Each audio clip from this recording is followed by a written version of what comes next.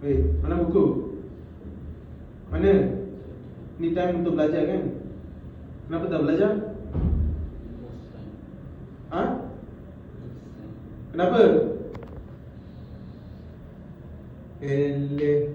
Hari-hari main phone je. Selalu main phone je. Baca buku sekarang? Aku pergi tengok dekat luar. Lepas saya datang tu, setengah main phone tu, aku rembat kawan.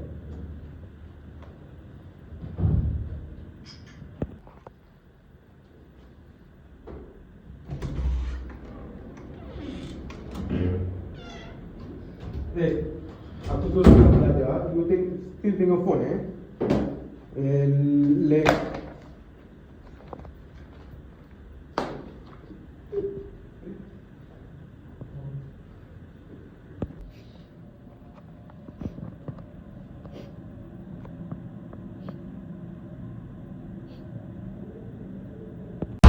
Aksi itulah kejadian baru-baru ni didapati bahawa seorang pengasuh yang dipercayai membungkul seorang kanak-kanak menggunakan buku yang mendapat lebih daripada tontonan 1,000 di laman media sosial. Kejadian ini dipercayai berlaku sekitar jam 1.25 petang di sebuah taska di Shah Alam, Selangor.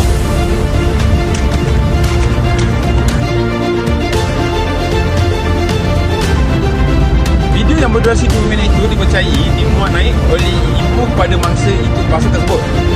Majoriti daripada netizen mengatakan komen negatif yang tidak baik kepada aksi kejadian. Selain daripada itu, seorang pengasuh lelaki berjaya ditahan oleh pihak polis untuk bantu siasatan lanjut. Selamat sejahtera. So pada masa insiden tu, I pun dekat sana. So I tengok apa yang berlaku. So sebagai seorang jiran, I pun tak suka yang mereka yang buat macam tu. Saya pun suruh dia untuk tanya kenapa. Pada masa tu dia cakap anak-anak yang penjaga yang dia jaga tu memang macam tu. So sebagai seorang informasi, sebagai seorang eyewitness, I ada tengok apa yang berlaku. So apa yang I nak cakap ialah, sebagai seorang jiran, kita kena memberikan kedudukan yang selesa dan selera untuk semua jiran-jiran. Dan selepas tu, saya pun seorang bapa, saya pun ada anak-anak. So untuk saya punya anak atau orang yang saya jaga, saya takkan memberikan taraf macam ni, sebab saya pun seorang manusia. Kalau ada yang keinsafan yang sebagai seorang manusia, saya akan memberikan kebaikan hati saya, meluaskan hati yang saya suka, tapi saya takkan mendera dia sampai dia macam ni. So sebagai seorang bapa, saya kena memberikan penjagaan dan pendidikan yang baik untuk anak-anak saya, sebab kerajinan dan role saya sebagai seorang bapa ialah untuk menjaga dia dan memberikan keikhlasan dan kebaik-hatian untuk seorang. So untuk dia, bapa ialah seorang yang akan menjaga dia selepas sesiapa masalah, atau penjaga. Kita selepas ibu bapa, mereka akan tanggung pada kita, sebab mereka meluangkan masa yang banyak daripada ibu bapa daripada kita. So sebagai penjaga atau ibu bapa, kita ada banyak masa untuk meluangkan dengan mereka. Kita ada responsibility yang kita kena buat untuk memberikan kehidupan dan mental peace, sebagai yang itu kan peace mental. Hari ini saya nak cakap tentang penderaan kanak-kanak dari perspektif dari sebagai seorang jiran. So sebagai jiran, kita memainkan peranan penting dalam membantu mencegah dan menangangi isu penderaan kanak-kanak di komuniti kita. So terdapat beberapa cara bagaimana saya mungkin menyedari atau menyaksikan tanda-tanda penderaan kanak-kanak. Ini adalah langkah-langkah yang boleh kita diambil oleh seorang jiran untuk menyokong usaha mengatasi masalah ini. Sebagai jiran, kita bolehlah juga mengenal pasti beberapa punca atau tanda yang mungkin menunjukkan bahawa penderaan sedang berlaku. Antaranya adalah tingkah laku dalam kanak-kanak, kecederaan fizikal dalam kanak-kanak, atau tingkah laku ibu bapa atau penjaga, ataupun keadaan rumah. Next, kesan-kesan. So sebagai jiran yang menyedari penderaan, kita mungkin merasakan kesan emosi seperti rasa bersalah atau kebimbangan atau tanggungjawab sebagai terhadap sosial. Bagaimana saya sebagai jiran boleh bertindak? Jika saya menyedari tanda-tanda penderaan, langkah-langkah berikut yang boleh diambil adalah memerhati secara berterusan. Sebab saya akan terus memantau situasi dan memastikan bahawa saya dapat mengenal pasti tanda-tanda lain yang mungkin menunjukkan penderaan. Next, melapor kepada pihak berkuasa. Jika saya yakin bahawa penderaan sedang berlaku, saya akan melaporkan kes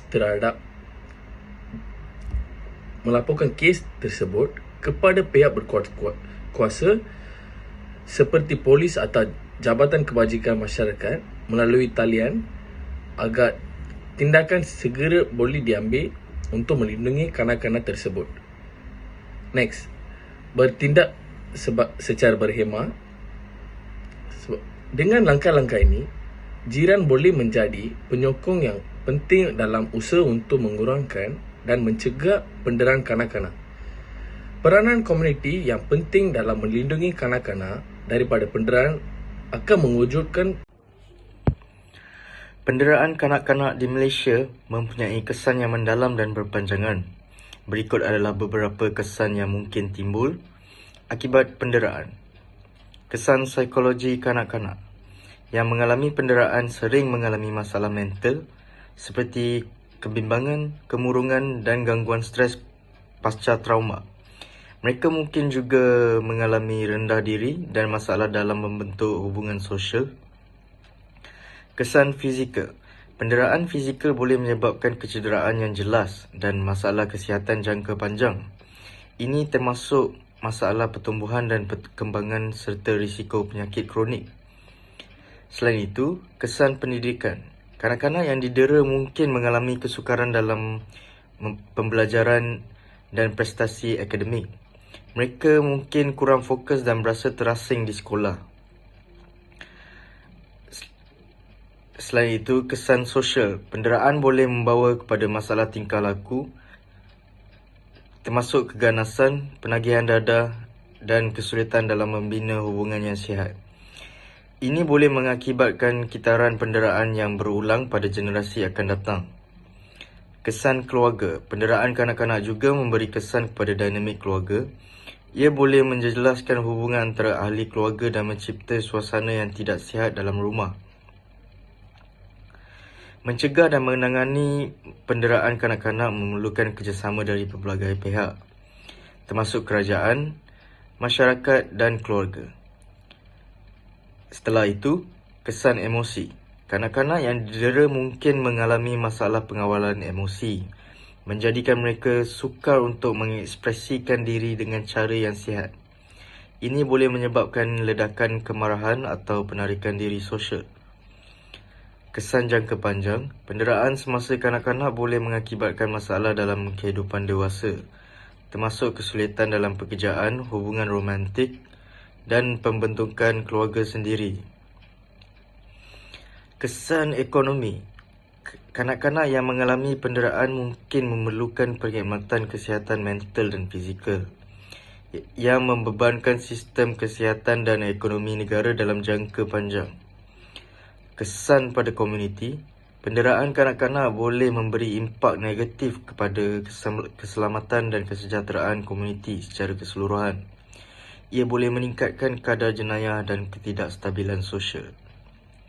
Kesan budaya. Dalam beberapa kes, penderaan kanak-kanak mungkin dipengaruhi oleh norma budaya yang membenarkan atau menyembunyikan tingkah laku tersebut, yang boleh menyukarkan usaha pencegahan dan pemulihan. Pendidikan dan kesedaran masyarakat tentang isu ini adalah kunci untuk mengurangkan penderaan dan membantu mangsa pulih. Kesan kognitif. Kejadian itu turut mendapat perhatian pakar peneliti penasihat dan sekretari Profesor Harun daripada Manajemen Sains dan Industri. Sehubungan pada itu, ada yang mengatakan video itu hanya sekadar jenaka. Malah, video itu akan memberikan kesan impak fizikal dan mental kepada kanak-kanak. Okey, first terima kasih untuk memberi peluang untuk saya untuk bercakap dan membincangkan tentang topik sangat sensitif yang sekarang berada dan berlaku di Malaysia. Terima kasih untuk para pelajar dan orang-orang yang menghormati untuk memberi peluang kepada saya untuk bercakap. Okey, hari ini saya mau bercakap tentang topik penderaan kanak-kanak di Taska Care Center yang kita tahu seperti pengasuh. Okay, first kita nampak apabila kanak-kanak kita bergaduh dan mengadakan permainan kasar. Apabila contoh, for example, apabila contoh ada satu budak dan kumpulan pergi mengadakan kegaduhan dan membuli budak itu mengambil sebagai perkara sensitif. As a parents, penjaga atau kata apa, kita kena ambil perkara ini sangat serius, sangat sensitif. Sebab mereka umur kecil, mereka tak tahu apa berisiko dan apa penting. Iaitu kita kena mengexplainkan kepada mereka apa akan berlaku, apa risiko tinggi. Sebab dekat semua tempat safety first, safety is our priority. So elemen apa kita pakai untuk bagi nasihat kepada mereka adalah sangat-sangat penting perkara itu. Sebab daripada umur kecil kita kena mengexplainkan atau bagi tahu mereka apabila dia buat perkara itu salah ke betul. Kalau salah, kita kena betulkan perkara itu. Kalau tidak, apabila dia datang kepada usia yang lebih matang, itu akan berlaku perkara yang negatif, tak akan positif. So apabila mereka mengada dalam risiko yang tinggi atau situasi yang tak sihat, tak bagus, kita kena tengok perkara itu sangat-sangat serius dan kena